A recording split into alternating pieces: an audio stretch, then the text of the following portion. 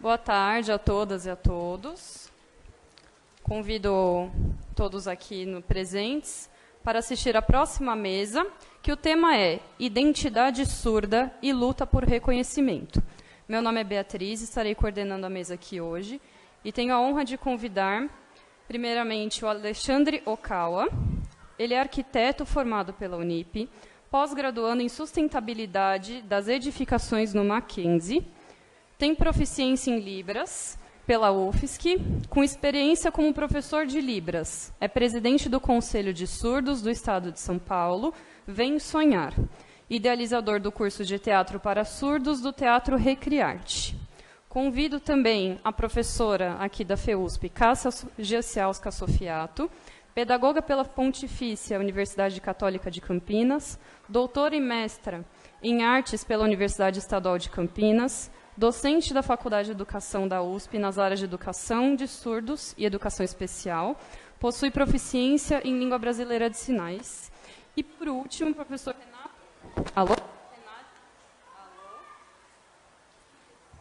Tem mau contato. Bem no professor. Acho que eu... oi, pronto.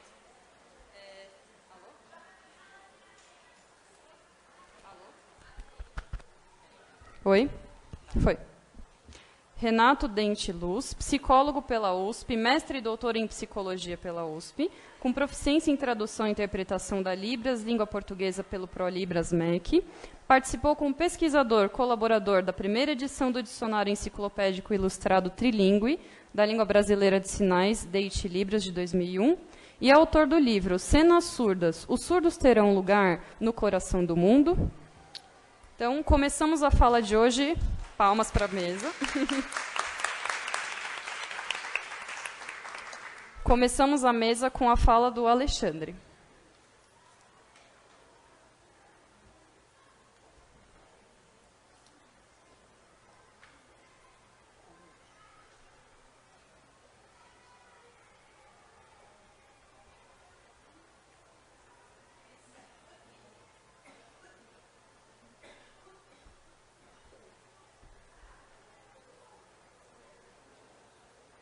A apresentação dele está aí já?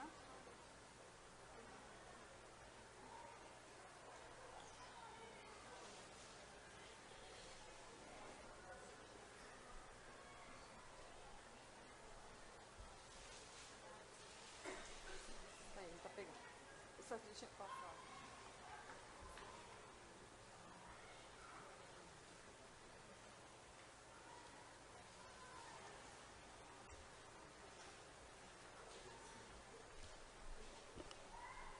Pega o meu.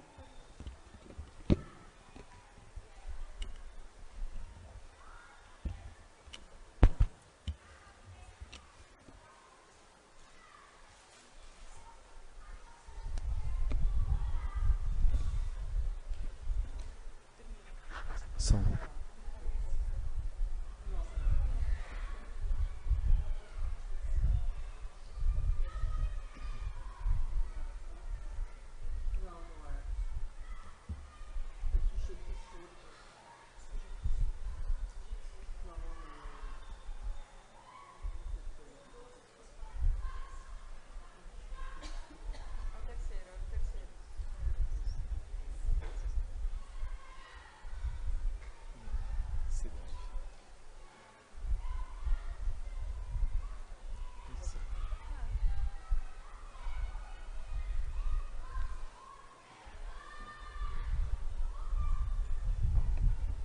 Boa tarde a todos.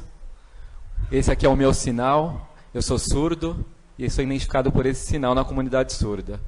Eu vou fazer um breve resumo para vocês hoje, porque é muita informação e o tempo é bem curto, né? E eu vou explicar para vocês sobre sociedade versus cidade. Sujeito surdo versus cidade, perdão. Vai ser bem tranquilo.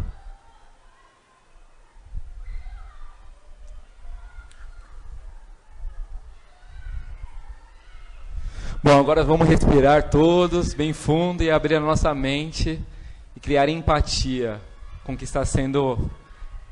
está sentado do lado, ok? Vamos respeitar e ver o ponto de vista de cada pessoa, indivíduo que está aqui.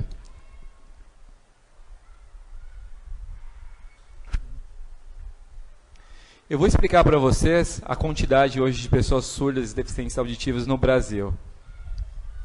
Segundo o IBGE, censo de 2000 a 2010, no Brasil nós temos cerca de 9,7 milhões de pessoas com deficiência auditiva. O estado de São Paulo também está representado aqui com 1,9 milhões e a capital de São Paulo com 517 mil.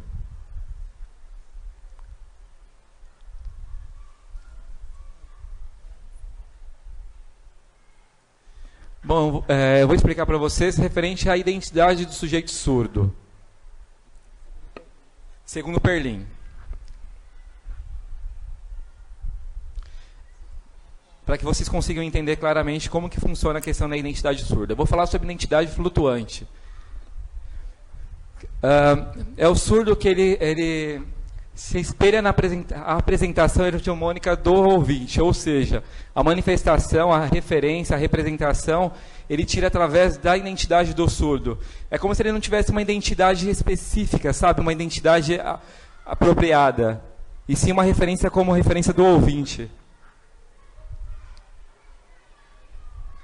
Identidade de transição. Seria o contato dos surdos com a comunidade surda, mas de uma forma tardia, ou seja, ele não nasceu, ele não foi inserido à comunidade surda desde a infância, desde os seus primeiros anos. Então ele foi inserido de uma maneira, 14 anos, por exemplo, na adolescência, a partir dos 14 anos. Opa! Desculpa, acontece. Não entendi. Por exemplo, o ouvinte, sobre a identidade do ouvinte, ele não utiliza as mãos para a comunicação geral. Ele tem, por exemplo, uma influência da sociedade que ele vivencia na identidade dele. A sociedade ela influencia nessa questão da identidade dele. A identidade híbrida. São aqueles surdos que eles nasceram ouvintes e por algum problema, talvez, por exemplo, um acidente, algum problema de doença, por exemplo, a meningite, pode ter ocasionado a deficiência auditiva, a surdez. Ele entende que a identidade dele, internamente, é uma identidade ouvinte, porque ele adquiriu essa deficiência, ele não nasceu com aquela deficiência. Então, ele tem esse ponto de vista que a deficiência dele não influencia tanto na questão de identidade, na visão dele. Ele não tem essa percepção visual totalmente. É diferente daquele que já nasceu surdo.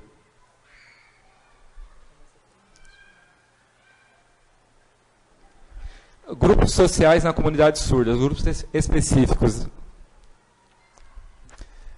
Surdos sinalizados. Ou oralizados que utilizam a língua de sinais. Por exemplo, surdos oralizados, que utilizam, por exemplo, a fala como comunicação também, que são surdos oralizados. Ou aqueles que utilizam o implante coclear, que é conhecido como ouvido biônico. Surdos oralizados, mas também que sinalizam, ou seja, eles utilizam a comunicação oral e a comunicação gestual, a língua de sinais. Existem diferentes grupos sociais, grupos de surdos. Aqueles que são implantados, aqueles que são oralizados, mas a maioria dos surdos que são oralizados, eles se identificam com essas comunidades e se identificam com os ouvintes, por ser uma comunicação oral, né? Então, eles identificam que eles fazem parte efetivamente desse grupo. A maioria desse grupo social surdo utiliza isso, a língua de sinais.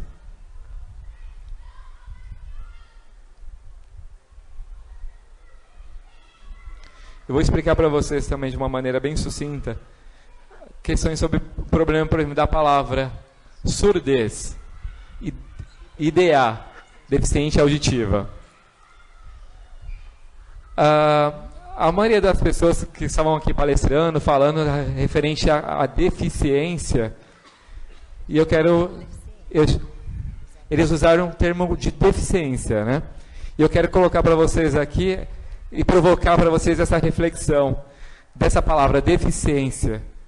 Porque é uma palavra que a sociedade já está acostumada, habituada a utilizar, né? As pessoas já estão acostumadas a utilizar esse termo de deficiência. E eu vou explicar esse estigma de deficiência dessa palavra.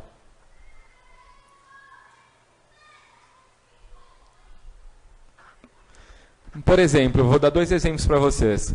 Primeiro exemplo, surdos inseridos numa classificação de cotas.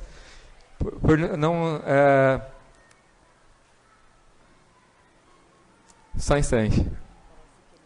Parece que eles não têm estímulo para o trabalho, por exemplo. Não sei se é um dom. Mas, na verdade, o que significa é que eles têm um problema familiar, às vezes. Quando o surdo nasce, a família ela fica preocupada: o que aconteceu, como que a sociedade vai enxergar essa pessoa, como que ela vai ver o meu filho ou essa pessoa da minha família como uma pessoa surda. Então, ele vai ser incluído na sociedade. Então, existe essa preocupação por essa diferença, né? Por não ser uma pessoa... E por ter essa palavra deficiente, a pessoa é deficiente. Então, a sociedade não está acostumada com isso, a lidar com o diferente, com o deficiente. Por exemplo, o acesso à escola, à informação, à educação, muitas vezes a questão das palavras, por exemplo.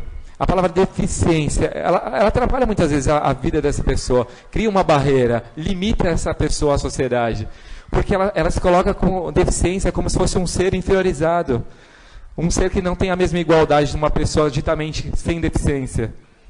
Vocês já perceberam, por exemplo, que a maioria dos grupos de surdo, eles sempre estão inseridos com as pessoas, grupos de surdo mesmo, interagindo entre eles. E muitas vezes não tem aquele acesso aos ouvintes em si. Não se sentem, de repente, à vontade de estar participando. Mas eu não sei me comunicar com essa pessoa surda. Como que eu vou participar deste mundo dessa pessoa surda? Como que eu vou realmente inseri-lo se eu não consigo nem, de repente, saber a língua que ele utiliza? A minha experiência familiar, por exemplo... Eu perguntava: mas o que está acontecendo, mamãe? O que vocês estão falando? Porque ela ia lá e me explicava depois. Porque, de repente, existia uma conversa na minha família, mas eu não estava inserido, porque não era a minha língua, não era a forma como eu me comunicava. Então, não era efetiva aquela comunicação para mim. E, às vezes, a minha mãe falava: eu não lembro o assunto, desculpa, eu não lembro o que a gente conversou. E me fazia um resumo. Então, eu não fazia parte integrante daquele assunto. Eu tenho o direito de saber, de participar das conversas, de ter essa vivência, aquilo que está sendo falado na minha família em si. Mas eu não tinha. Como era uma conversa verbal, oralizada, então tinha muitas coisas que eu não tinha esse conhecimento. Não é igual, por exemplo, vocês como ouvintes, que têm essa facilidade. Por exemplo, você vai para a Rússia, você sabe falar russo? Lógico que você vai começar a se comunicar por gestos. Eu estou com frio. Eu não estou falando em russo, mas só a minha expressão corporal já está mostrando o que eu estou dizendo, que eu estou com frio.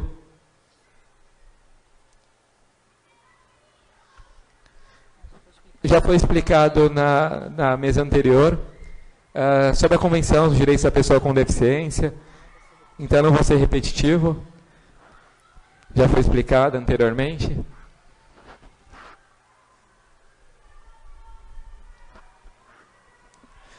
É muito importante dizer e esclarecer para vocês que como surgiu a história da língua de sinais, da Libras, da Lei de Libras, no ano de 2002.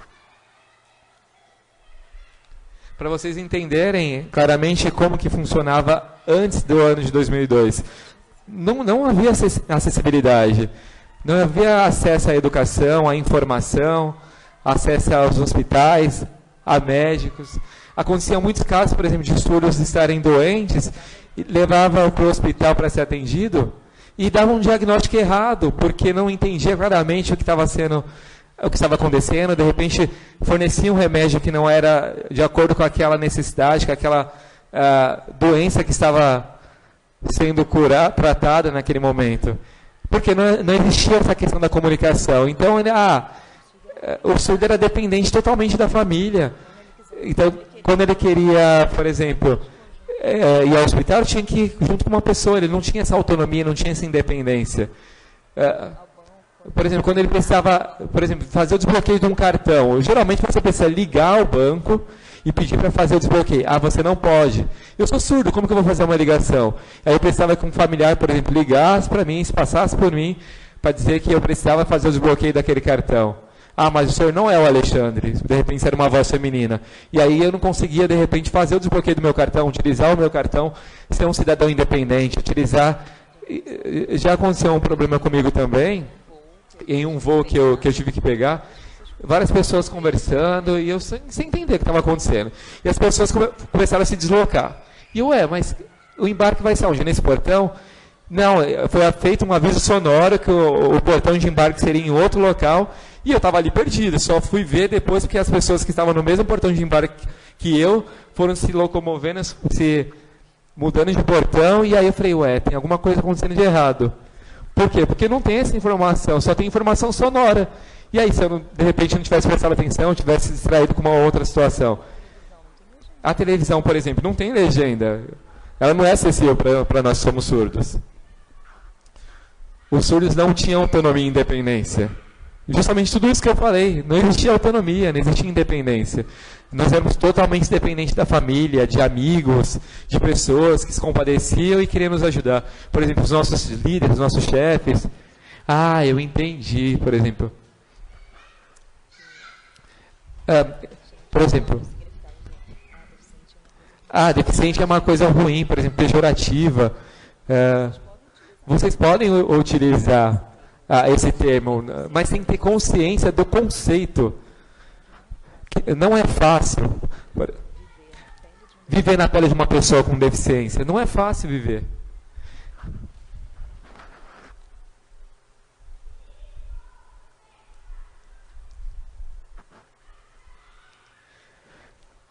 Agora que a língua foi oficializada em 2002, muitas portas, muitas barreiras começaram a cair, muitas questões de acessibilidade começaram a existir. A lei da legenda, por exemplo, a lei da audiodescrição, a oficialização da Libras. Foi um marco histórico. Após o ano de 2002, a lei da Libras já são 16 anos. Por exemplo, hoje nós vemos em algumas TVs que tem, por exemplo, a janela em Libras. Vocês já viram? Já viram alguma vez? Quem já viu? Já viram a janela em Libras? As escolas também com intérprete de Libras, dentro das universidades, nas faculdades, com intérprete auxiliando. Na formação também, na questão tecnológica. Vocês sabiam que as pessoas criaram o WhatsApp? Também a videochamada para poder se comunicar, na era da Apple também. Lá nos Estados Unidos, por exemplo, há muitos anos atrás, eles já começaram a pesquisar de uma forma de comunicação. Como que eles poderiam se comunicar melhor com os surdos, utilizando a questão da comunicação, da tecnologia. E aqui no Brasil a gente vê que é tão atrasado, às vezes as pessoas, por exemplo, é mais fácil utilizar a voz, por exemplo, uma ligação. E de repente esquecem que tem aquele surdo. Viu, por exemplo, o WhatsApp ele funciona. Nós surdos utilizamos o WhatsApp muitas vezes primeiro do que os ouvintes.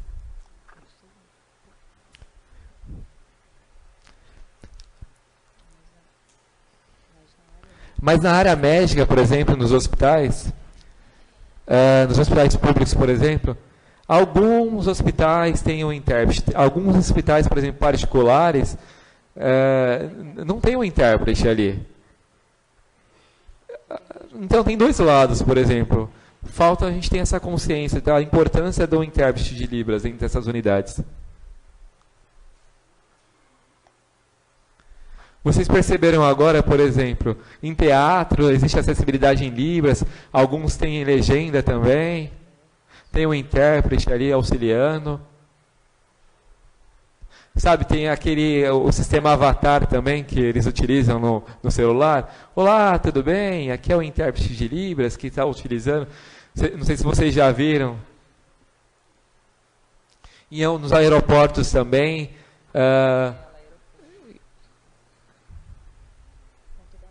Por conta dessa lei que foi instituída e obrigando que exista esse intérprete de Libras, que exista essa comunicação na legenda também. Mas isso já acontece há muito tempo, a gente já está lutando mais de 30 anos de luta. É uma luta árdua, cansativa, mas que deve continuar. Agora eu pergunto para vocês, o que é Libras? Não é uma linguagem. Libras, por favor, não é uma linguagem, é língua, é considerada a segunda língua do nosso país. E a Libras ela não é universal. Ela segue a estrutura daquele país. Por exemplo, nos Estados Unidos eles utilizam a ASL. Eles utilizam a gramática, a estrutura gramatical daquela língua. A França, por exemplo, a língua de sinais francesa. Então, a língua de sinais ela não é universal. Se eu souber Libras, eu consigo me comunicar com qualquer surdo no mundo.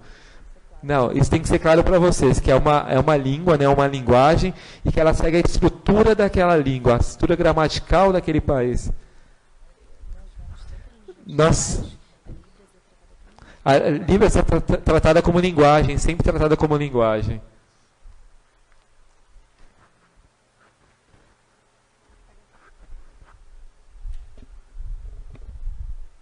Então, pessoal, vocês estão me ouvindo aqui? Então, é o seguinte, só queria te mostrar uma coisinha aqui.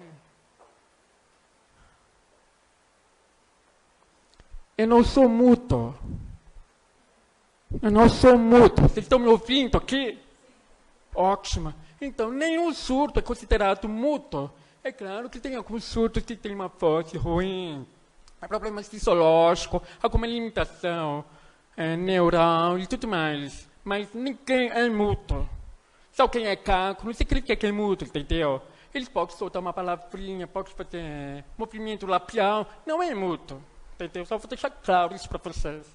Porque a gente fica chateado quando a gente fala, é surdo mudo. Porque isso é antigo, gente. É uma outra mentalidade. Nós estamos no século XXI, entendeu? Muito bem, vou mostrar rapidamente agora, não é? Enfim, não é mais desculpa, tá? É isso. Vamos lá. Eu vou mostrar sobre o contexto espacial aqui na questão da acessibilidade universal, que todo mundo conhece, o que é acessibilidade no espaço físico. Eu estou falando isso como ponto de vista, como arquiteto. Então, nós temos a pessoa na norma brasileira 9050, também ultrapassado também. Então, muitos não estão utilizando o desenho universal, mas só agora, recentemente, nos últimos 10 anos, estão começando a utilizar o desenho universal. O que é o desenho universal? Por exemplo, a altura da porta adequada, todo mundo tem uma altura, tem algumas pessoas que têm altura de 3,10 metros, não vai entrar na porta, tem que abaixar a cabeça. Uma poltrona nessa cadeira, por exemplo, uma pessoa que é curta, não vai conseguir sentar nessa cadeira. Cadê a acessibilidade universal aí? É um exemplo disso, tá? E agora eu vou mostrar alguns espaços físicos. Todo mundo tem o conhecimento, tem a rampa. O cadeirante vai entrando no ônibus, tem a mesa de inspeção para cadeirante, fazer comida, tudo mais. E, enfim, tem para cegos também a passagem piso tátil, e tudo mais. Então, agora eu vou falar um pouco mais do foco da acessibilidade da comunidade surda, que é muito específico para vocês. Lá na universidade americana, chama Calautet, que eles falam, e fica em Washington DC, que é uma universidade de surdos do mundo inteiro, lá nos Estados Unidos. Então, eles têm um prédio, um edifício muito inteligente, que é específico, adaptado para surdos. Então, nós temos aqui, peraí. Deixa eu voltar aqui, peraí. Isso. Peraí. Pronto. Então, isso aqui é o espaço da comunicação entre o surdo que precisa de um espaço adequado para falar em Libras. e tem uma comunicação visual. Então, tudo tem que ter um espaço adequado, principalmente aqui. Ó, dá para você observar na imagem. Dá para observar na imagem aqui. Então, essa imagem aqui, a distância entre eles, a distância do espaço para comunicar com os surdos. Todos eles são surdos. Então, temos o auditório, uma palestra qualquer, um teatro, tem modelo tradicional aqui, temos o modelo tradicional e o modelo adequado para a comunicação visual, onde podemos observar aqui, tudo é meio circular aqui para se comunicar com os professores ou os palestrantes. É reprovado isso, tá? Esse espaço físico. Então, temos a sala de aula. Podemos observar na sala de aula aqui a lousa e todos os lados temos o quadro negro e todos os surdos sentados aqui. E aqui é péssimo, reprovado aqui, só para vocês entenderem como que é o espaço físico. Então, são detalhes específicos que só os surdos sabem dizer o que é adequado. Então, temos o espaço circular, o auditório, aqui também está reprovado. Então, temos um jeito no contexto cultural. E nós temos a importância da sensibilidade cultural dos surdos, ou seja, desde a aprovação da lei de 2002, a Libras, nem o surdo, quase nunca teve a frequência da comunidade surda no contexto cultural. Museus, artes, performance, teatro, quase nunca.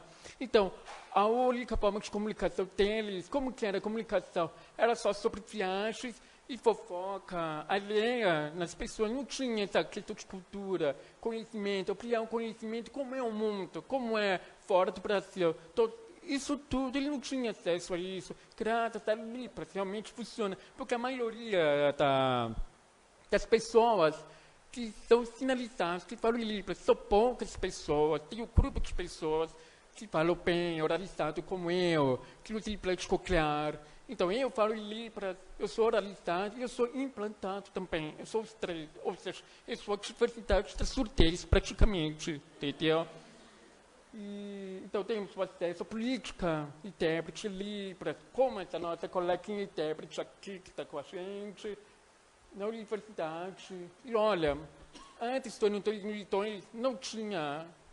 E olha, pessoal, antes do ano 2002 não tinha acesso de estudo nas universidades, porque muita gente tinha esse conceito. Ele era enquadrado no grupo da deficiente, fala, ai, gente, ele não vai conseguir fazer faculdade, porque não vai conseguir entender, então acho melhor ele ficar trabalhando numa empresa. Empresa é mais difícil ainda, tem que trabalhar como operário de fábrica, na área de produção. É isso, é mais fácil, porque não precisa conversar com ninguém. Então, nessa época, aí quando começou o acesso a Libras, melhorou muito a educação deles, porque ele teve alguns que queriam fazer faculdade de administração, contabilidade, arquitetura, artes, história, geografia, enfim, todas essas carreiras que vocês podem imaginar. Agora, tenho, porém, na área de medicina, alguns conseguiram fazer. Agora, ser médico, cirurgião, aqui no Brasil é muito raro. É muito comum isso nos Estados Unidos, na Europa e no Japão. É muito mais comum que aqui. Mas, de qualquer forma, a gente vai, com o tempo, mudar a nossa mentalidade também, porque é a mudança da mentalidade e na empatia. Se vocês acreditarem que tudo é possível mudar, porque é possível, qualquer um de nós somos ser humano adaptável para qualquer situação. Seja na política, seja na saúde, seja na educação, qualquer situação. Então, temos o conhecido professor de História, que entrou no concurso público, e ele se formou em doutorado de História, então ele é surdo, ele é oralizado, e agora ele está aprendendo a falar em Libras para ensinar as crianças aulas de História, isso na rede pública. Isso é uma maravilha, gente, porque o importante é educar. Não é só ser o professor, mas é o educador que vai ensinar um ser humano a se tornar uma pessoa... adapta à sociedade, né? E temos o acesso ao dentista. Porque você sabe que muitos dentistas usam capinha na boca, né? Fica difícil conversar com ele, não estou entendendo o que ele está falando. Então ele fica tirando total, é mais fácil ter um intérprete Libras para eles. E também o acesso ao hospital também. Houve um caso de uma grávida que queria ter um intérprete Libras para se comunicar com os médicos e enfermeiros. Entendeu? Porque ela fala assim, mãe, é surda. Todos surdos todas surdas podem ter mãe, sim. Teve muitos problemas médicos, que não acredito muito. Sempre fica falando para a mãe da mulher que vai ter filho. Você pode falar direto com ela, que ela vai ter intérprete Libras. Então, eles têm esse medo. Então, é falta de conhecimento, é só isso, é falta de conhecimento. Entendeu? Não é só uma ignorância. Entendeu? Então, por isso que eu estou aqui compartilhando com vocês. Intérprete, o primeiro distrito policial, só tem na Estação da Luz, só. Esse intérprete que eu conheço, eles tentaram colocar outros intérpretes livres em outros distritos policiais, porque houve muitas ocorrências relacionadas com a comunidade surda. Só que como não tinha intérprete, porque muitos delegados, tipo assim, não está nem aí. Tem que mudar a mentalidade. Você sabe que eles precisam de ajuda, sim precisa. Então faz todo mundo correndo para o distrito da Estação da Luz. Só que ele fala, mas aqui não pode, porque você mora na outra região. Mas não importa. Então eu preciso de intérprete livre. Não é para contratar qualquer intérprete, não. Tem que ser um intérprete especializado na área de direito, intérprete especializado na área de matemática, de física, de biologia, enfim. Entendeu? São problemas reais mesmo, porque alguns são preços.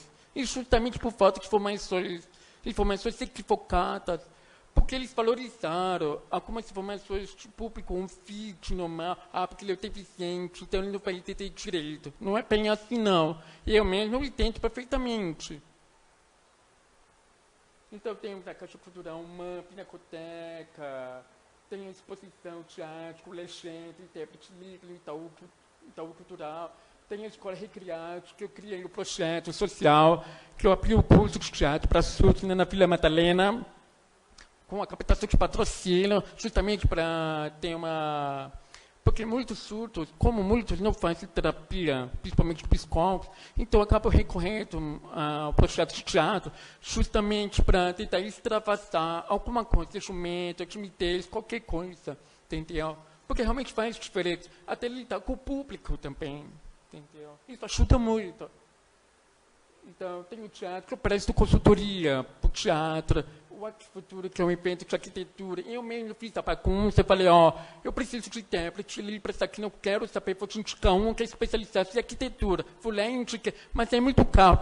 Então é caro você pagar um palestrante internacional, que você paga, sei lá, $10.000 para pagar um palestrante de fora, e você vai pagar R$400 por intérprete, e você vai falar que é caro. Não é possível, gente. Então é uma questão de sensibilização, gente. Falta amor mesmo no coração, de entender o próximo. Entendeu? Tem a performance que eu participei e tudo mais, também lá no MAN. Tem o grupo de encontro de poetas surdos, junto com os poetas, Onfit, que tem o grupo de poetas, que acontece até hoje. Fanny Libras também. Então tem a questão do óculos especial para ver legenda no teatro, e também tablets com legenda, que está comentando recentemente, é uma pesquisa, né, de tecnologia. E temos agora uma coisa muito importante que a gente não pode esquecer na nossa sociedade, jamais podemos esquecer também o sujeito surdo-cego. É importante isso, principalmente para os médicos foram, todo mundo. O novo desafio social, isso é hoje. Tá começando. Eles estão saindo do armário hoje. Ou seja, então, tem Libretatum, e Tatoma. Você já ouviu falar Tatoma? Não, é uma comunicação que você faz assim, eu sou um surdo-cego. E eu vou comunicar com ela, vou pôr a mão aqui. Oi, tudo bem, então isso é comunicação Tatoma, que põe a mão aqui no queixo, ou qualquer vibração, tá? Isso é muito importante. Então é isso, gente. Obrigado pelo tempo. Tá. Bom, pessoal, isso é a minha experiência pessoal, que eu convivo no meio da comunidade surda, na sociedade. Esse é tudo que eu vivenciei nessa experiência. Por favor, qualquer pergunta no final do debate, a gente pode conversar depois, tá bom?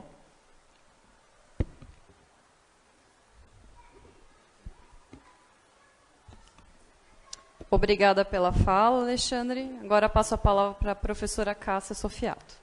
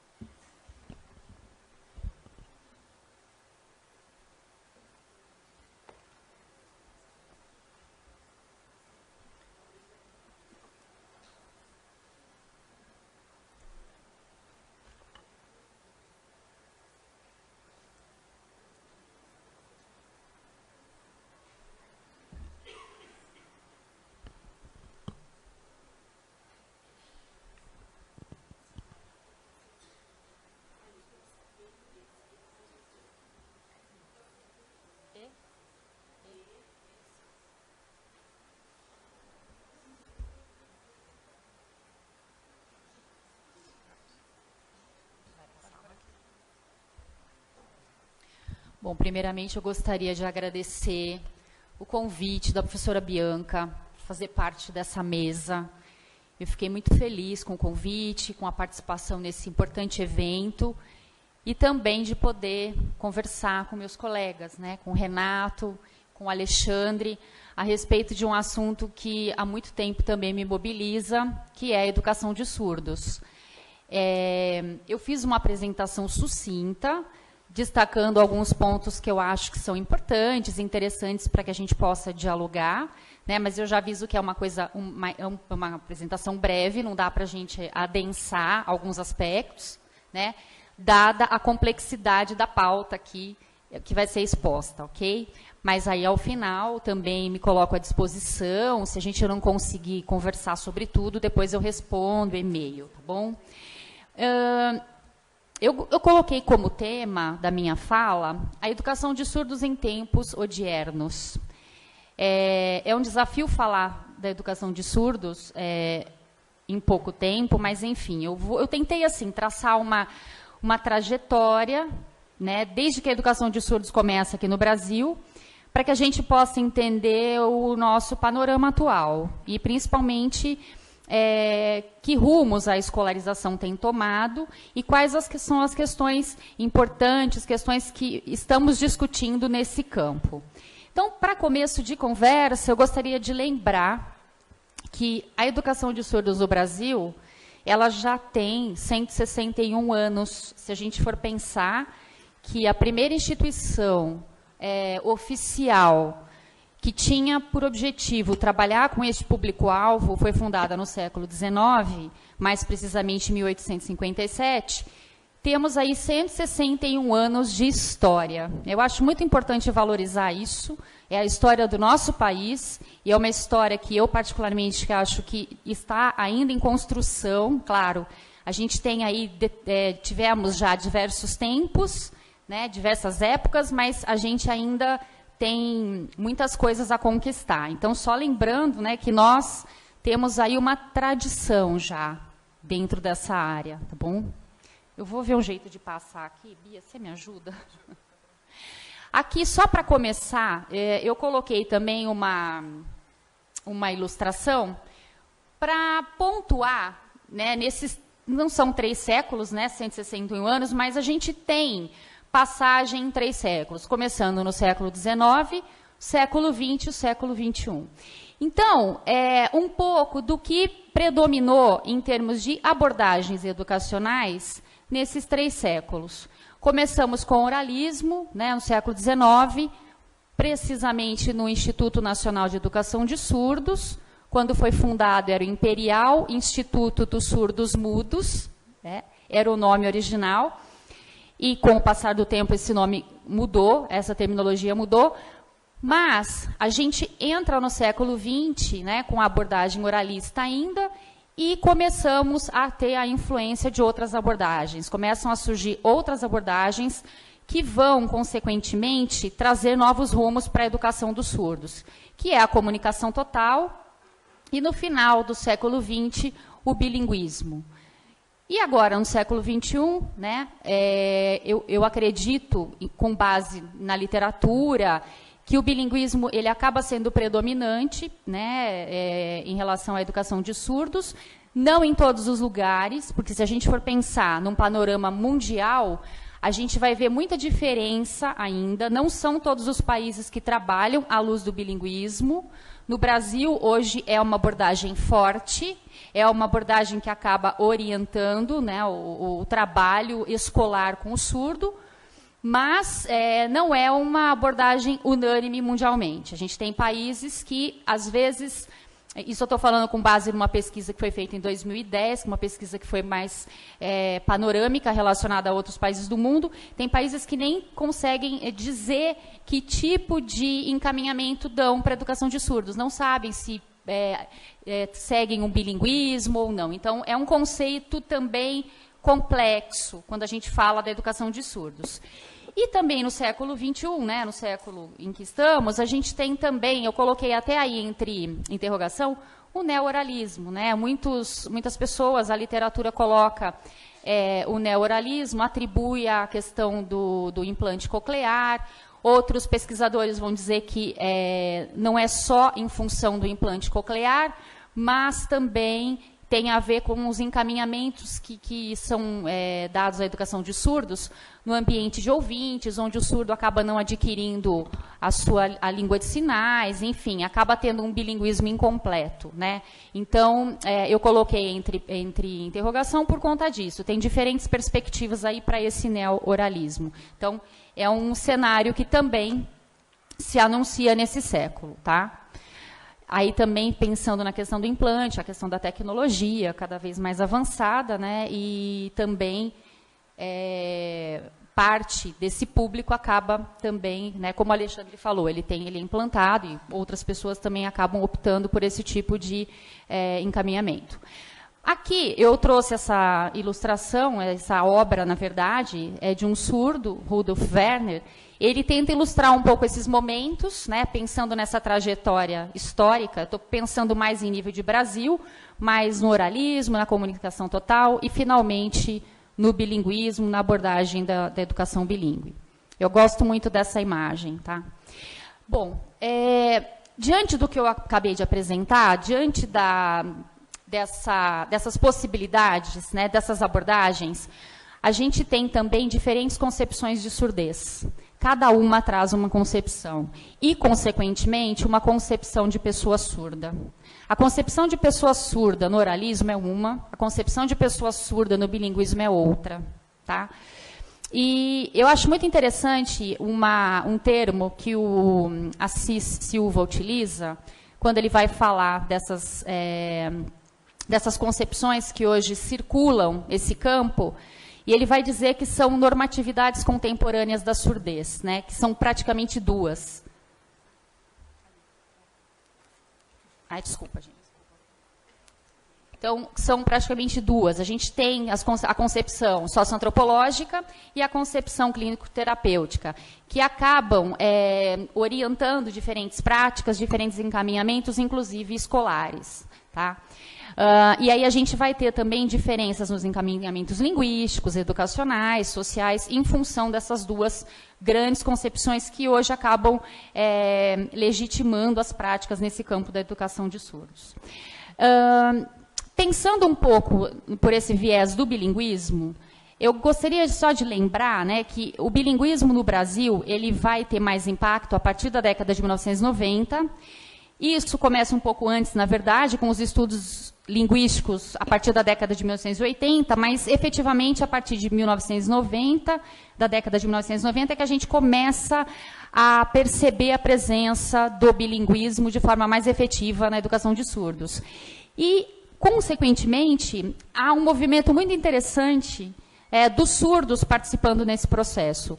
E aí a Tânia Felipe bem lembra da participação dos surdos, né, como atores sociais, e também em todas as mobilizações envolvendo a área da educação. E a luta por uma educação bilíngue a partir dessa presença maior, presença mais forte do bilinguismo a partir da década de 1990. E é a abordagem que mais é utilizada hoje. Aqui eu tinha separado um vídeo super rápido para vocês, para mostrar um pouco da participação dos surdos, né, como atores sociais, mas não funcionou. Depois eu sugiro que, né, quem quiser assistir, tem aí o título. Minha audição não funciona como a sociedade quer. Aqui é o Léo Castilho, que é um surdo, também ativista, e ele vai falar algumas coisas bem interessantes relacionadas ao ser surdo numa sociedade que muitas vezes desconhece, né, esse movimento e que desconhece a diferença. Então, eu recomendo. Bom, voltando para o cenário brasileiro, nessa perspectiva do bilinguismo, eu só queria lembrar de dois marcos legais importantes, que não tem como deixar de mencionar, né, a Lei 10.436, que institui a Libras como forma de comunicação e expressão da comunidade surda do Brasil, e por meio dessa lei a gente tem, na verdade, um reconhecimento da língua da Libras como uma língua legítima, e ela passa a ser uma língua nacional, assim como as tantas outras que nós temos. Nós temos no Brasil uma diversidade linguística muito grande, mas muitas vezes essas línguas são invisibilizadas. A gente tem a língua portuguesa como língua oficial, no artigo 13 da Constituição, está escrito: a língua oficial do Brasil é a língua portuguesa. E a Constituição não vai trazer outra língua como língua oficial. A Libras é uma língua reconhecida, é uma língua nacional, uma língua que foi inventariada, assim como as outras línguas, e as mais de 274 línguas faladas por comunidades indígenas no Brasil, né? Então, é importante frisar isso, da importância que essa lei tem e os desdobramentos que ela trouxe, né, como um divisor de águas. E, consequentemente, o Decreto 5626. E aqui eu gostaria de chamar a atenção particularmente para a questão da educação bilíngue. O decreto tem 9 capítulos, né? Um deles é um capítulo que vai falar do direito à educação às pessoas surdas. E eu gostaria de destacar o direito, né? Um dos artigos vai falar da importância e do direito que o surdo tem a classes de educação bilíngue e escolas de educação bilíngue. Acho que esse é um divisor de águas importante também, né? Esse decreto vai legitimar a educação bilíngue de forma bastante contundente, e a partir do decreto a gente vai conseguir vislumbrar várias modificações em vários cenários, social, político, e também no cenário educacional, né? E aí, com a promoção, né, das escolas bilíngues, com a instituição das escolas bilíngues, e o ensino, e a educação bilíngue sendo trabalhada com Libras como língua de instrução. E, além disso, que eu acho que aí é o ponto X da questão, a Libras fazendo parte do currículo dessas escolas, né? Isso é fundamental. Se a gente está falando de educação bilíngue, a gente está falando de uma educação que trabalha com 2 línguas sendo utilizadas como meio de instrução. Então, acho que isso é fundamental e o decreto garante isso ao público surdo, tá? É claro que, se a gente for pensar na nossa realidade nacional, a gente ainda não tem espaços, né, de educação bilíngue com Libras como língua de instrução e Libras como disciplina em todos os lugares. Aqui em São Paulo a gente tem, né, a gente está falando de uma realidade interessante, uma realidade que procura oferecer para o surdo opções, né, mas a gente sabe que no território nacional são poucas as iniciativas ainda, né? E a luta da comunidade surda é para que essas escolas sejam, além de fundadas, porque muitas até são fundadas, mas para que elas sejam implementadas e que elas continuem existindo, porque a gente também já conhece várias experiências de escolas que foram criadas e que fecharam, né, depois de anos por uma série de fatores, tá? Então, dentro dessa perspectiva, eu costumo dizer, eu gosto de fazer essa distinção. A gente tem o bilinguismo no caso do surdo brasileiro, porque a definição de bilinguismo ela é ampla, ela é polissêmica, né? E no caso do surdo brasileiro, como é que ela se apresenta? Libras como L1, como língua natural da comunidade, L1, e língua portuguesa na modalidade escrita. É importante frisar isso, porque quando a gente começava a falar de bilinguismo na década de 1990, a gente ainda ouvia uma conversa de língua oral, paralela. Quer dizer, hoje, né, a gente trabalha à luz da modalidade, com essa perspectiva, na modalidade escrita. E, além disso, por uma educação que seja bicultural. Tá? Eu não vou entrar no mérito aqui da cultura surda, a gente não vai ter tempo de discutir, mas uma educação que se propõe a ser bilíngue, ela tem que ser bicultural também.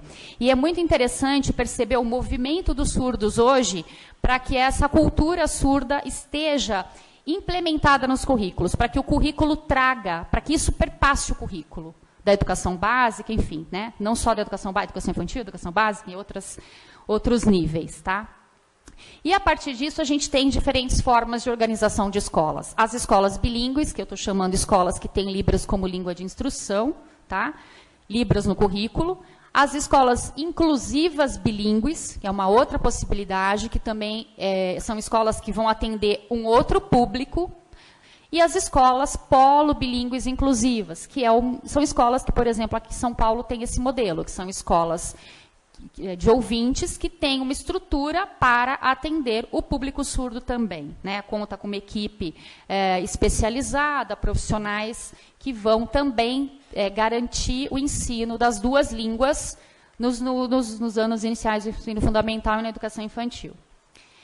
Bom, mas, né, diante desse cenário que eu acabei de mostrar, dessas possibilidades, diferentes formas de organização de escola, eu queria falar um pouco do público, né? Eu acho que o Alexandre foi muito feliz quando ele me antecedeu, que tem coisas que ele já falou, eu vou passar brevemente, mas, dentro desse panorama, a gente tem também um ideário de aluno surdo genérico ainda, tá? Em muitas realidades, as pessoas que não tiveram a oportunidade de trabalhar com pessoas surdas ainda tem esse ideário genérico. E aí eu queria trazer um contraponto, né, trazido pelo Scliar, da importância do olhar para as diferenças. Como o Alexandre já mostrou, quando a gente fala do sujeito surdo, da pessoa surda, a gente está falando de condições reais de existência. Então, existem as concepções, as generalizações, e existem as condições reais de existência. E são com essas condições que a gente vai ter que trabalhar. Então, quem é o aluno surdo que chega à escola? Tá? Aí tem uma série de situações, né, o Alexandre já pontuou algumas. O aluno surdo que não quer sinalizar na frente do colega, o aluno que é fluente em Libras, que ensina os colegas, o aluno diagnosticado com perda auditiva leve, moderada, enfim, que vai ter alterações na fala, aluno com implante coclear, aluno com prótese auditiva, sem, aluno que não conhece sinais convencionais, enfim, conhece só sinais inventados que apenas os familiares decodificam. Então, quer dizer, aluno que possui uma outra forma de apropriação da língua portuguesa, está aprendendo a falar português e que também faz uso da língua de sinais. Essas são algumas das características, né, algumas dessas condições reais de existência apresentadas por esse público, né, e a gente tem que estar atento, tem que olhar para essas diferenças, né? Não existe um surdo genérico, tá? Isso está muitas vezes no ideário e a gente precisa ainda trabalhar. Voltando um pouco nessa perspectiva do bilinguismo, no caso do surdo brasileiro,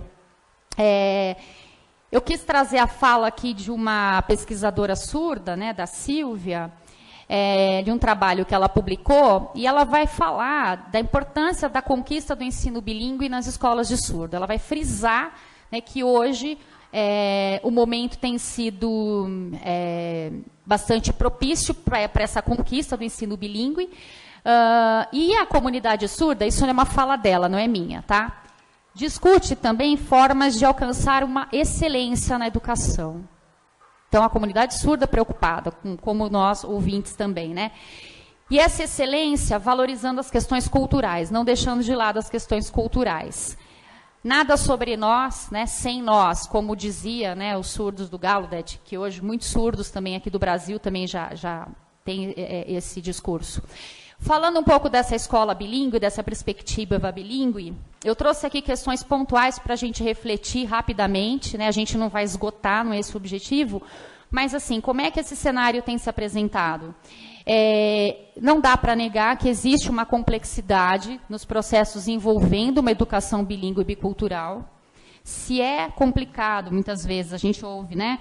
Os profissionais que trabalham em escolas bilíngues já têm desafios, nós nesse campo, né, com essa minoria linguística específica também temos. Um dos desafios hoje, né, pelas discussões, pelas pesquisas, a gente tem que pensar no ensino dessas duas línguas envolvidas no processo de ensino, né, num processo em que Libras tenha também a sua importância e o seu desenvolvimento ao longo da escolaridade do surdo. Desde que a gente entra na escola, a gente aprende língua portuguesa, não é? Então, com o surdo também, em relação a Libras, também tem que ser assim, não tem? Se ela faz parte de um currículo. Então, como que as línguas serão trabalhadas e essa questão do prestígio entre elas, tá? Uma outra questão que ocupa as discussões é sobre o currículo, uma discussão importantíssima, e que esse currículo tenha essa perspectiva intercultural. Isso é um desafio, né, e é necessário, né? Então, como implementar um currículo intercultural dentro de uma escola bilíngue? Outra questão, didática, pensando nessa perspectiva visual, né, e pensar no ensino, na aprendizagem, valorizando o canal visual. E, consequentemente, a avaliação e outra. Eu não estou nem falando das metodologias específicas, que a gente tem vários estudos, né, de metodologias diferenciadas, mas na avaliação, em pensar em instrumentos que, de fato, atendam, né, a comunidade surda, atenda a essa característica específica desse ambiente educacional. E que passem pelo uso da Libras e a linguagem visual, que isso seja valorizado dentro dessa perspectiva. É claro que os desafios tem mais coisa, mas eu centralizei nesses, porque eu acho que eles são os que são chave para a gente pensar outras questões. E em termos de escola inclusiva, que também é um outro cenário que se apresenta no campo da educação de surdos, é claro que é importante ter uma escola inclusiva, né? Eu também defendo, acho que as pessoas têm esse direito à educação, direito a uma educação inclusiva. Entretanto, no caso do surdo, a gente tem que ter algumas questões em mente, né? Como a gente está falando de uma minoria linguística, pelo menos eu denomino assim também, a gente tem que tomar muito cuidado com essa questão do ensino de línguas, né? Porque mesmo na educação inclusiva, se a gente for pensar as premissas da educação inclusiva para o surdo, tem lá pautado a educação bilíngue. Né? Então, isso pressupõe o ensino de duas línguas. E para que o surdo adquira essa condição de bilíngue, a gente tem que propiciar oportunidades. Né? Essa escola também tem que ser organizada dessa forma. Eu já trabalhei em escola bilíngue, inclusive, eu sei que o desafio é grande. Né? Eu pisei o chão da escola há muitos anos e eu estou falando também enquanto pessoa que vivenciou várias situações, né? E eu sei que o processo de implementação não é tranquilo. Mas, enfim, para que a gente possa garantir essa condição de bilíngue, pensar nesse processo de aquisição da língua e depois no papel do intérprete dentro da escola também, né? Uma outra questão também que às vezes passa, né, a questão da identidade cultural do surdo dentro de uma escola inclusiva. Então, como é que fica essa identidade cultural, né, com os ouvintes? E a apropriação do conhecimento. Acho que isso vale para as duas escolas. Né? Como é que tem sido a apropriação do conhecimento do surdo dentro de escolas inclusivas? Né? A gente sabe que a realidade brasileira é muito diversificada. Então, isso não acontece para todo mundo ainda, embora a educação seja um direito, a gente sabe que não são todos os locais que têm intérprete, não são todos os locais que têm professores que sabem Libras, então a nossa realidade ainda demanda maiores investimentos em relação à contratação de profissionais, formação de professores, isso inclui formação continuada, né, para que essa escolarização seja mais assertiva possível, enfim.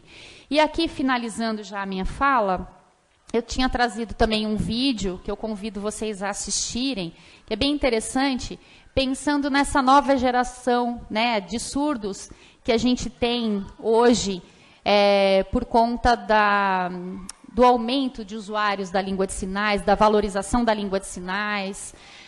E aqui é um vídeo da Fiorella, acho que todo mundo já viu a Fiorella, né? É uma criança surda, e a mãe dela também é surda, ela é filha de pais surdos. E é muito interessante o trabalho que eles fazem com a Fiorella, eles estão fazendo um diário dela, registrando todos os momentos da vida dela e esse processo de aquisição da língua de sinais. E é muito bacana porque eu fico pensando, né, a gente até discute, né, o caso da Fiorella, às vezes em algumas reuniões e tal, porque a hora que surdos com esse nível de Libras chegarem às escolas, né, como é que vai ser, né? Quer dizer, a gente tem surdos que sinalizam já, mas eu fico pensando numa geração que está chegando, numa nova geração de surdos que já tem um domínio, né? Que tem Libras como língua natural e tem esse desenvolvimento ao longo da sua infância, né? Então, como será? Eu fico pensando o papel da escola diante disso. E aqui tinha um vídeo muito interessante mostrando a Fiorella, aqui ela era bem pequena, né? Acho que tinha 1 ano, já conversando com a mãe, mostrando vários sinais, né, que ela estava olhando, lendo a história, de uma maneira muito natural, né, como uma criança ouvinte aprendendo língua portuguesa, com o usuário de língua portuguesa. Então fica o convite para vocês assistirem, né, e também o convite a uma reflexão, então como que a escola do século XXI, né, independentemente do modelo que ela assume, como é que ela tem se organizado, como é que ela tem se estruturado para, de fato, né, enfrentar esses desafios e proporcionar aos surdos uma educação, eu vou usar o termo excelência, né, usando o termo da Silvia, que é surda, uma educação de excelência, né, para essas pessoas. E eu termino fazendo uma citação do Lepé, pode parecer engraçado, eu gosto muito das questões históricas, eu acho que são muito importantes, a gente está aqui em função de uma história, e ele falava, né, no século XVIII, que ensinar os surdos é menos difícil do que normalmente se supõe. Apenas temos que introduzir nas suas mentes, através dos olhos, o que tem sido introduzido nas nossas próprias mentes através dos ouvidos. É uma fala simples, né, mas de um homem que, à sua época, valorizou a língua de sinais e percebeu que, por meio dela, os surdos aprendiam, se desenvolviam, né, e podiam fazer parte da sociedade como qualquer outra pessoa. E, além disso, eu gostei da frase também, queria terminar com ela, né? Enquanto lembramos, tudo é possível. Né? Eu achei que isso também ajuda bastante. Agradeço a atenção, tá? E me coloco aí à disposição depois para perguntas.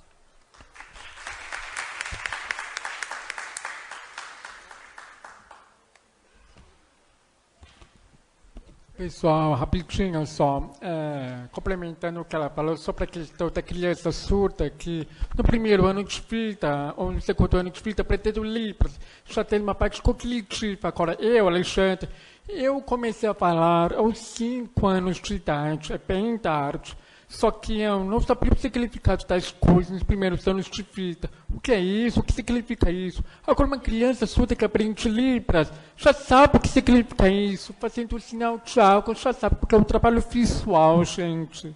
Entendeu? Essa diferença, a parte cognitiva. Por isso que a parte cognitiva é muito importante para uma criança surda. Primeiro aprender Libras, depois, se quiser, começar a falar e fala. Só isso. Obrigada a fala da professora Cássia. Passo a palavra agora para Renato Dente Luz.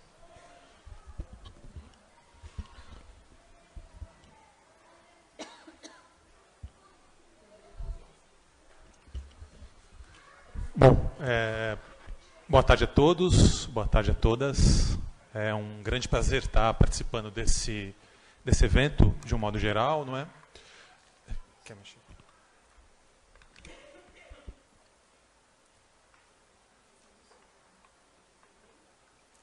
Tem uma trilha sonora aqui acompanhando. O som tá bom. Legal. Bom, então, gostaria de agradecer, né, a oportunidade de estar presente nesse evento, parabenizar as organizadoras, organizadores, agradecer também pela oportunidade de especificamente participar dessa mesa ao lado de dois colegas, né, da Cássia e do Alexandre, e em especial, dentre esses agradecimentos, agradecer à professora Bianca Angelucci, antiga parceira, não é, de militância na psicologia, na militância pelos direitos sociais das pessoas com deficiência e na área de surdez também. Não é? Tive a oportunidade com ela alguns anos atrás, juntamente com a Silvia Lia, escrevemos um artigo, não é, discutindo questões ligadas à educação. Então, é sempre um prazer estar por perto da Bianca e tecer novas ações nesse sentido para tematizar esse tema e debater essas questões. Não é? Bom, eu vou tentar me ater, até para respeitar o tempo, e sobrar algum momento ao final para conversarmos também, vou me ater aqui aos slides, vou me comportar e ficar neles, espero que não fique burocrático demais, e depois, na sequência, abrimos para conversas também. A minha introdução mais do que essa introdução que está presente no slide, também muito apoiada no que foi dito anteriormente, né, dito antes da minha fala, pelo Alexandre e pela Cássia. Então, aqui é só uma breve passagem para a gente seguir para o tema em questão, para o tema que eu acho importante ser debatido, não é? Que é a discussão sobre o reconhecimento, não é? A acolhida das demandas específicas da população surda no campo da saúde. Então, eu vou nessa direção, não é? E, nesse sentido, então, para introduzir, especialmente desde os anos 90, como a Cássia também ressaltou, um movimento social no Brasil vem realizando um vital questionamento do paradigma de compreensão da surdez, para além do viés médico reabilitador. E esse movimento tem sido chamado de movimento surdo bilíngue. Apesar de alguns avanços, que alguns foram retratados aqui, e são inegáveis, não é? São importantíssimos, mesmo com esses avanços, restam ainda inúmeros desafios para uma maior efetivação, para a contemplação, para a efetiva realização de uma sociedade mais acessível e digna para pessoas surdas. Hoje, aqui, na minha fala, não é? O foco de reflexão será um dos campos que, ao meu ver, se encontra entre os mais precarizados quando se pensa a acessibilidade e o reconhecimento das especificidades da população surda. Ou seja, para a construção de uma cidadania surda, né, para apoiar a realização, não no papel, né, mas na prática da cidadania surda no nosso país, que é o campo da saúde. Para chegar nessa discussão sobre saúde, numa saúde acessível para as pessoas surdas, eu gostaria só de pontuar alguns aspectos que me parece que já vêm sendo debatidos no evento, a julgar pelo tanto que eu pude acompanhar na mesa anterior, não é? Mas só para seguir na mesma linha e apoiando também o que foi falado anteriormente, quando a gente fala de luta por direitos, não é? E é nesse campo que eu estou me localizando, é por esse viés que eu estou iniciando essa discussão, temos tanto desafios mais gerais, quando se pensa a luta por direitos, quanto desafios mais específicos. Dentre os desafios gerais, não é? Quando a gente fala de qualquer ser humano, né? Como se luta por direitos, qual é o sentido desses direitos para qualquer ser humano, então no sentido universal, o primeiro ponto que eu gostaria de destacar é que a vida cotidiana digna, né, não a vida cotidiana banalizada, mecanizada, não é? Robotizada, a vida cotidiana digna, uma vida que vale a pena, é possível a partir da consideração de diferentes esferas componentes. Então, a gente fala da realização dos direitos, a gente precisa falar da realização de direitos dos diferentes campos que compõem a vida real. A gente fatia, não é? A gente fala sobre educação, fala sobre saúde, fala sobre um aspecto ou outro, para poder aprofundar os aspectos específicos, não é? Mas a gente, pensando transversalmente, a gente tem essa linha condutora que é a luta por direitos e que precisa nortear o debate em qualquer campo específico. que compõem a vida cotidiana. Educação, saúde, trabalho, cultura, esporte, moradia, justiça, segurança e por aí vai. Outro aspecto importante, que me parece que foi ressaltado aqui anteriormente também, mas gostaria de reiterar, é que a contemplação de direitos é uma construção político-social em determinado território. Não é só uma abstração, não é, como está lá postulado a Declaração Universal dos Direitos Humanos. É preciso um diálogo, não é, uma reflexão, movimentos que partam de um certo território e que considerem as especificidades desse território. E um território que tem as suas especificidades, então, tem as suas desigualdades, por assim dizer, não é? As suas formas de construir desigualdade. Estão postas, não é? Formas específicas de desigualdade. Ou seja, a construção, a contemplação de direitos depende de ação humana, de seres humanos, ética, pautada por essa contemplação da singularidade, acolhida da diversidade, da pluralidade, não é? Do respeito universal ao outro como tal. É uma construção, uma ação coletiva que depende de esforços compartilhados, universal, não é, que precisa contemplar, ter como meta, por assim dizer, o alcance de todos os sujeitos, e a longo prazo. Né? Então, a gente está falando da necessidade de atores sociais para a construção desses direitos, para a realização, para a efetivação, definição e realização, contemplação desses direitos.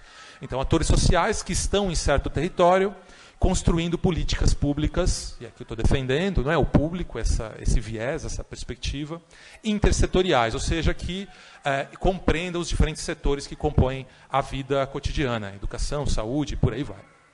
Os direitos também demandam a sustentação para a sua efetivação do princípio da igualdade, acho que isso está posto e é até meio óbvio, e simultaneamente do princípio da equidade, não é?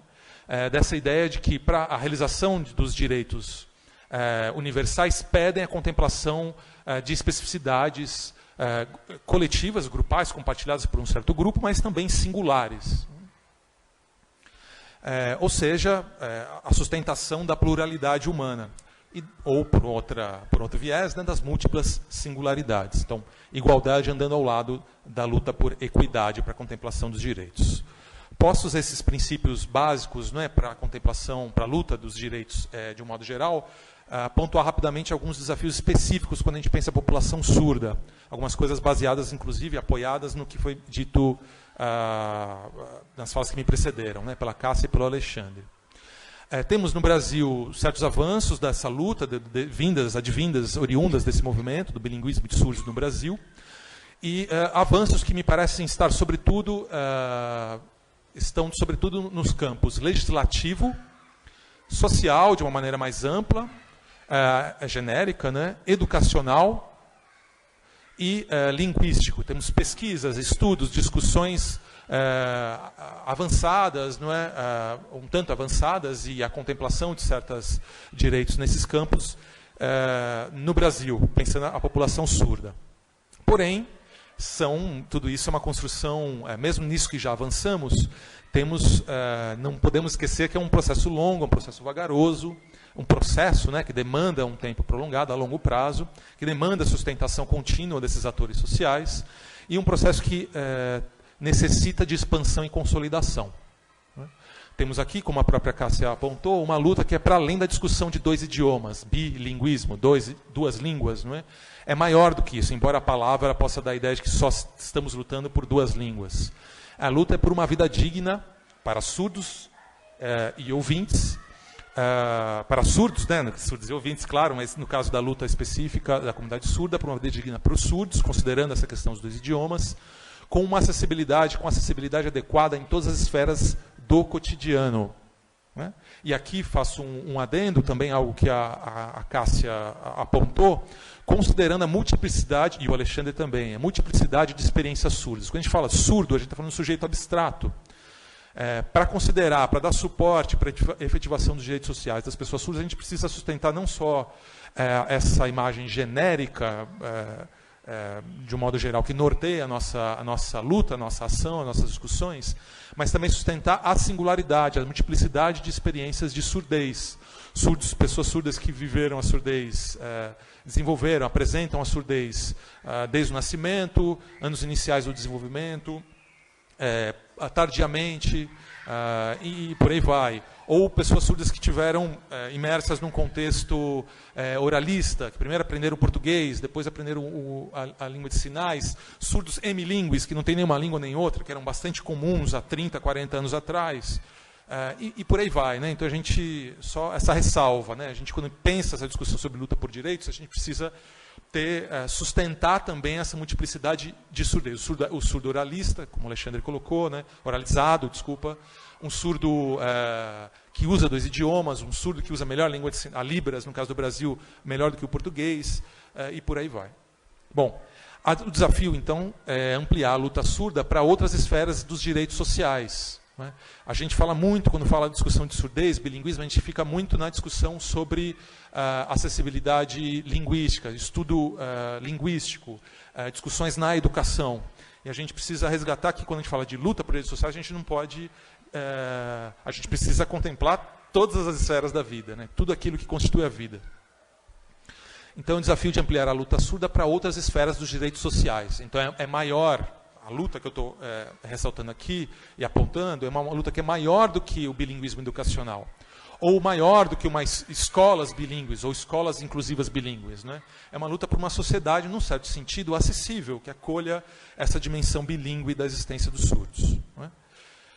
Em suma, a luta é por fortalecimento do planejamento e efetivação de políticas públicas bilíngues intersetoriais. Acho que esse conceito sintetiza essas ideias aqui destacadas. Bom, direcionando para o ponto específico da minha fala, que é a questão da saúde bilíngue, e obviamente sem querer esgotar o assunto da saúde, muito menos da saúde, de uma saúde bilíngue. Não é? Eu gostaria aqui de definir de que tipo de saúde eu estou falando, muito brevemente, para chegar num conceito que eu estou postulando aqui e defendendo aqui, que é o de saúde bilíngue. Para começar, para definir saúde bilíngue, definido já bilinguismo, preciso definir um pouco saúde.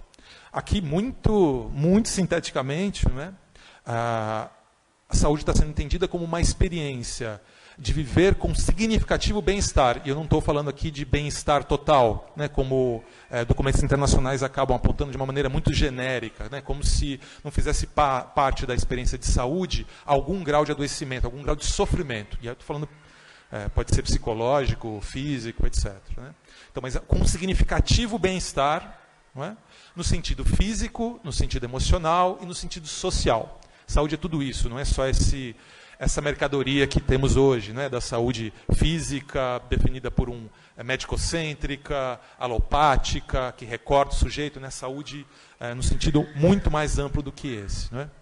A saúde, num contexto de direito, como um direito universal e fundamental, postulado na Declaração Universal dos Direitos Humanos e assegurado pela nossa Constituição, não é? Um dever do Estado, um direito de todos, como está lá presente.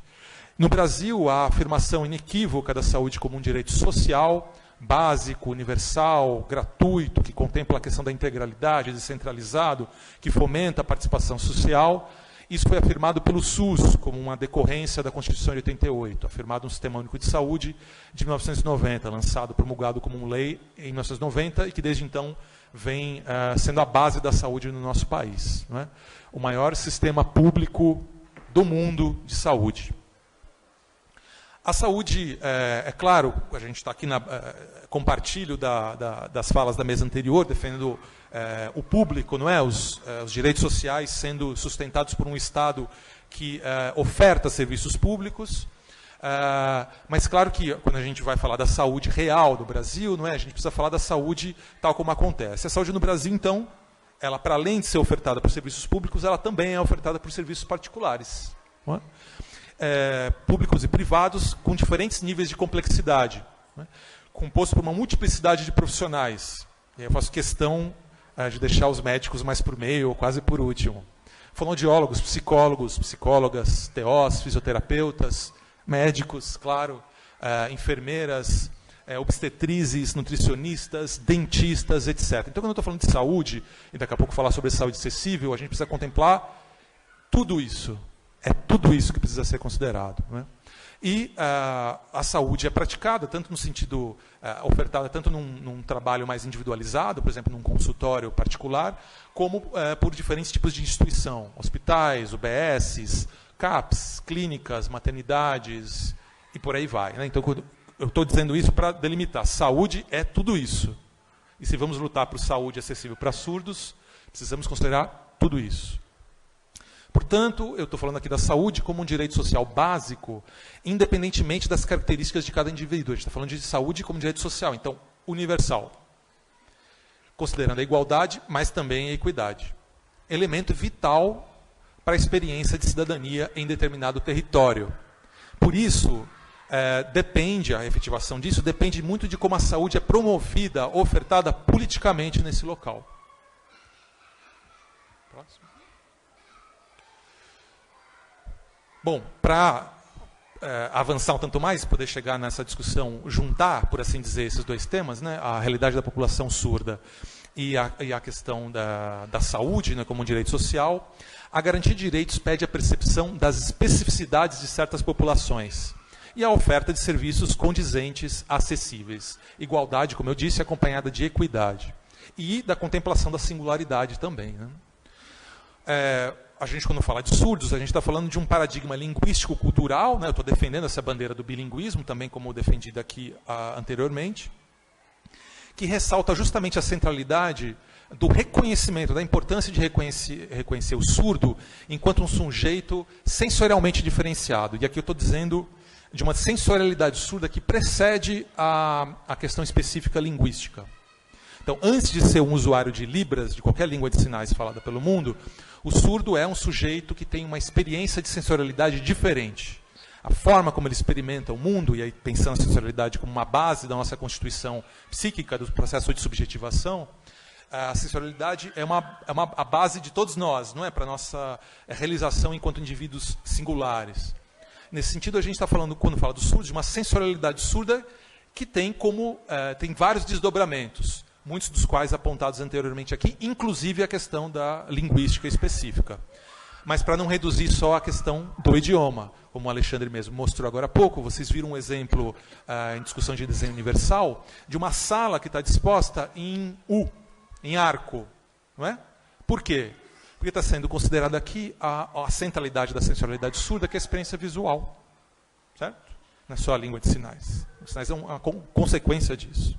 Bom, para certa sociedade acolher uma certa população, precisa pensar formas de ser sensorialmente e linguisticamente acessível em todas as esferas da vida, como já postulado anteriormente.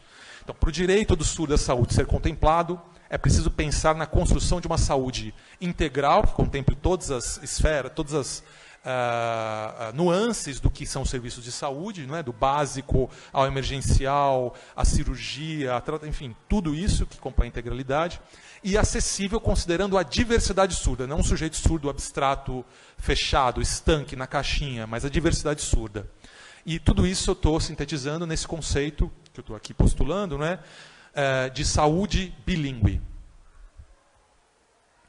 Bom, postulado, então, saúde bilíngue, em que pé estamos no Brasil em relação a isso? Né? Qual a nossa situação quando a gente fala dessa bandeira, quando fala dessa luta? Na legislação brasileira temos 3 documentos importantíssimos, não são os únicos, mas são importantíssimos, centrais como parâmetros para a definição de uma saúde acessível, pensando na população surda. Alguns deles foram citados aqui anteriormente. A Lei Federal, a Lei da Libras, de 2002, o Decreto Federal de 2005, que regulamenta essa Lei Federal de 2002, e a Lei Brasileira da Inclusão, a LBI, de 2015. Não é? Convido que vocês conheçam de perto esses documentos, mas aqui eu trouxe eles só para dizer, na legislação brasileira, seja na Lei de 2002, temos a citação, no artigo 3º, a questão da assistência à saúde. Pode passar o próximo. Isso. No decreto de 2005 temos um capítulo específico sobre a saúde, assim como temos sobre a educação. Né? E está lá defendendo saúde pública e saúde pública acessível para surdos. Próximo. E temos na Lei Brasileira da Inclusão também, não é? Por esse viés transversal que essa lei traz, não é? Resgatando muitas das leis que trabalham nessa perspectiva de redução de barreiras, de enfrentamento de barreiras sociais, temos lá também um capítulo sobre direito à saúde e alguma enunciação disso que eu estou trazendo agora há pouco, né? De uma saúde acessível para surdos, precisa contemplar essa sensorialidade surda, passando também pela questão do idioma. Bom, isso em termos da legislação. Então temos, a grosso modo, pelo menos ao meu ver, uma legislação que está, assim, não tem detalhadamente como isso pode ser contemplado, mas tem postulado lá que sim, isso é importante, precisamos defender. E dá alguns princípios genéricos ainda, mas está lá, está registrado na lei. E o que as pesquisas, não é, pelo menos a literatura científica tem relatado sobre em que pé está essa saúde nessa perspectiva acessível para surdos, uma saúde bilíngue. E aqui cito alguns autores, não é, que pesquisaram o tema da saúde acessível para surdos. Convido a vocês a lerem esses autores depois. Posso, para quem quiser, posso passar meu e-mail e depois compartilhar esses textos todos também. E quero chegar aqui, e esse é um dado muito importante ao meu ver, no que transversalmente essas pesquisas afirmam sobre a questão em que pé está a saúde bilíngue acessível para surdos no Brasil. Quais são os dados gerais no apanhado dessa literatura? Né? O atendimento interlinguístico e intercultural de pacientes surdos nos contextos de saúde é tema pouco explorado ainda na literatura científica. São baixos os trabalhos, é baixo o número de trabalhos nessa área ainda. Temos na área de surdez muito mais trabalhos na área de educação, na área linguística, na área de interpretação. Temos a ausência de serviços, praticamente a ausência de serviços acessíveis, e aqui estou defendendo acessíveis, bilíngues, que dê conta do surdo que fala português, que dê conta do surdo que fala só Libras, que dê conta do surdo que fala um pouco melhor uma língua mais do que a outra, e por aí vai. Serviços acessíveis com profissionais da saúde capacitados e com tradutores e intérpretes de língua de sinais, TIOs, próprios do serviço. O trabalho de saúde tem as suas especificidades. Não é? E esse contexto da ausência desses serviços profissionais e intérpretes específicos, ou intérpretes próprios do serviço de saúde, produzem, obviamente, seríssimas barreiras comunicativas, como o Alexandre ilustrou agora há pouco. A literatura também aponta que, corroborando esse dado anterior, a comunicação inadequada e inacessível entre profissionais da saúde e usuários surdos em diferentes procedimentos e serviços, com vínculo, compreensão, orientação, tratamento, acompanhamento, todos comprometidos, né, por essa experiência da barreira comunicacional e da barreira de compreensão das especificidades dessa sensorialidade surda, até no contexto também social, político brasileiro. Temos poucos tradutores e intérpretes atuando ainda na saúde. Não é? Temos o doutorado de Pereira, como apontado agora há pouco, Patrícia Pereira, que foi conversar com intérpretes para saber, vocês trabalham na saúde, é remunerado? Não, é tudo informal. Não existe, a gente não é contratado ainda na área da saúde. Então, é como se não existisse essa necessidade na vida do surdo. Então, poucos tios atuando na saúde, uma preparação na formação dos intérpretes que ainda é incipiente, não é? Que ainda precisa ser fomentada para atuação, considerando as especificidades do campo da saúde. Próximo.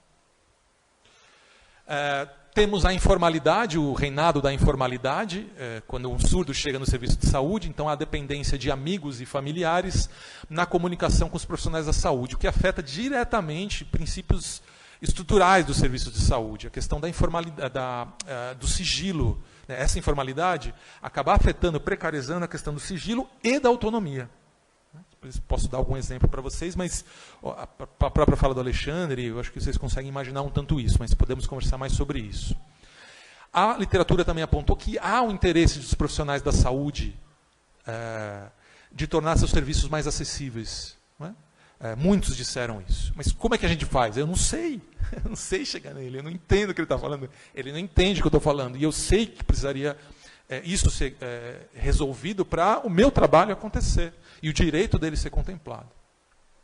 O foco ainda do serviço de saúde é um foco muito capacitista, é um foco em serviço de reabilitação, né, o que afeta um dos princípios estruturais do SUS, e, ao meu ver, da saúde, do que deve ser a saúde, que é a questão da integralidade. Então, você não consegue garantir que todos os tipos de serviços de saúde estejam sendo ofertados da mesma qualidade. Só são ofertados aqueles que envolvem o fomento do capacitismo, da patologização, do conserto do que aparentemente está quebrado. Não é? E a consequência desse pacote todo, esse combo desastroso, é o abandono dos serviços de saúde por parte da população surda. Né? Eu não vou lá. Eu, como surdo, vou fazer o quê lá? Não, vai ser um desastre. Né? o que produz a amplificação, não é, a ampliação da vulnerabilização dessa população. Então, coisas pequenas que poderiam ser tratadas. Poderia ter trabalho de promoção de saúde, não só de tratamento de doença, não é? De acompanhamento, não é? De fomento a princípios que evitam certos adoecimentos. Tudo isso fica precarizado, o que produz uma vulnerabilização das pessoas surdas, não é? Que é gravíssimo, gravíssimo. Em suma, há um grave descompasso entre as determinações jurídicas, a demanda, que é uma demanda, para falar do Alexandre espontaneamente trouxe a discussão de saúde, né? E a oferta. A oferta está muitíssimo aquém desse direito. Se vocês quiserem, depois eu também tenho um exemplo aqui sobre algo que está mais próximo ao que eu efetivamente venho trabalhando, né, mais focadamente, que é a saúde mental, a discussão sobre saúde mental bilíngue, depois a gente pode conversar um pouco. Em suma, para fechar um pouco a ideia, parece que avanços em relação à saúde, em relação à luta por direitos dos surdos vem acontecendo. Temos a existência de um forte movimento surdo brasileiro, de umas 3 décadas. Temos a construção de um embate importantíssimo de enfrentamento do paradigma médico-reabilitador, que é monolinguista, que pensa só um idioma, por meio desse paradigma plural e despatologizante dos direitos sociais, que me parece ser essa bandeira do bilinguismo. E há uma certa conquista de uma legislação nacional que contempla melhor essa população surda, inclusive na área de saúde. Né? Próximo.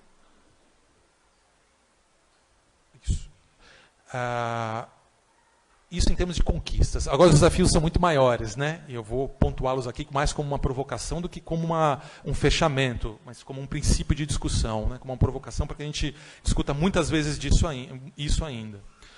Localizar a luta por saúde bilíngue é importantíssimo, que ela seja localizada no contexto maior, nacional, de luta por direitos sociais básicos, em franco declínio no nosso país, com os acontecimentos, com o que já é da realidade brasileira e com os últimos acontecimentos agravadíssimo, não é? Num país que é extremamente desigual e com serviços públicos cada vez mais precarizados, em tendência de pior. Então, falar sobre saúde bilíngue, saúde para surdos, acessível, a gente precisa falar sobre a realidade, não é? A não contemplação, não é? Sobre o ministro da Saúde que vai em TV aberta e defende os convênios médicos, né? Os planos de saúde, né? E por aí vai.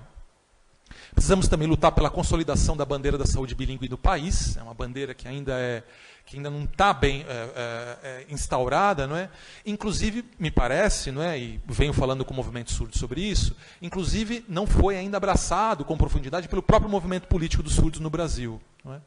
E também não foi abraçado pelos profissionais de saúde no modo geral, as diferentes categorias que compõem o campo da saúde, que atuam na saúde, né?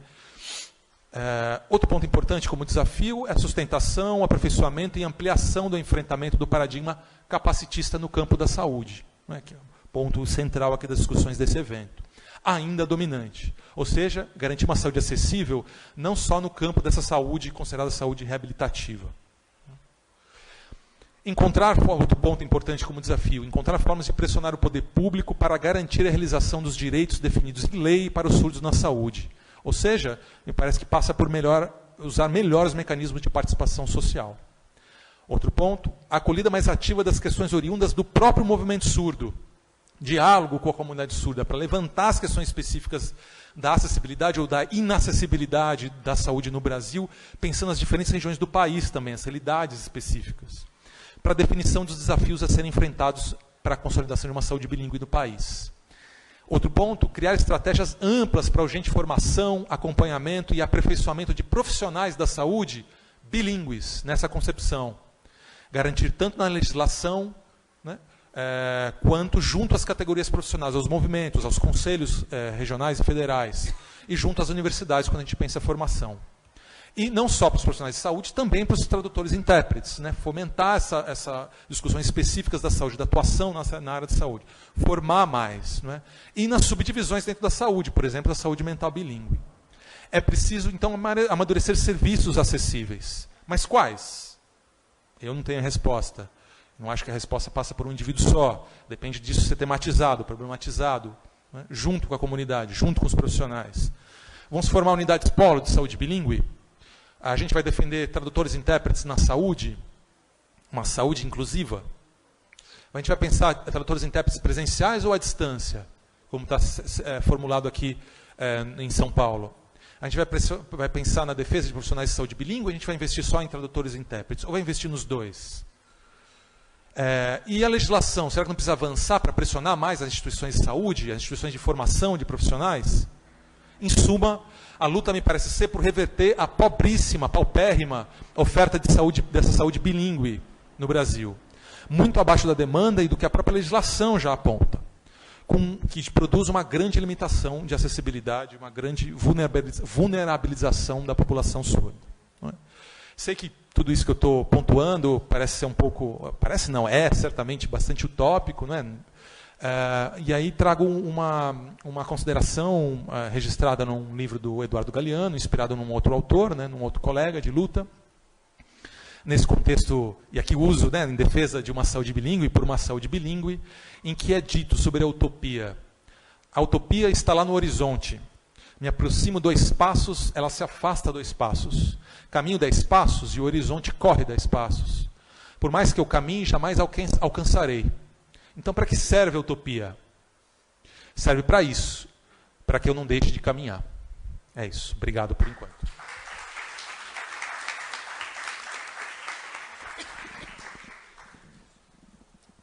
Só uma divulgação. Não, só complementando, como eu disse, em relação à bibliografia que eu apresentei, se alguém quiser acesso a esse material, eu posso disponibilizar meu e-mail, fico à disposição. E também trouxe aqui para a Faculdade de Educação, né, para a biblioteca, como uma doação, um exemplar do meu livro. Vou deixar aqui presenteando a instituição com um exemplar. É isso. Obrigado. Então, mais uma vez agradecendo a fala da mesa, Alexandre, Cássia e Renato. Infelizmente, pelo nosso tempo, por essa caminhada que tivemos agora à tarde, não teremos tempo para perguntas. Mas creio que os convidados estão disponíveis, anotaram os e-mails, para poder continuar essa nossa conversa. Tá? Então, agora passo a palavra para a Bianca.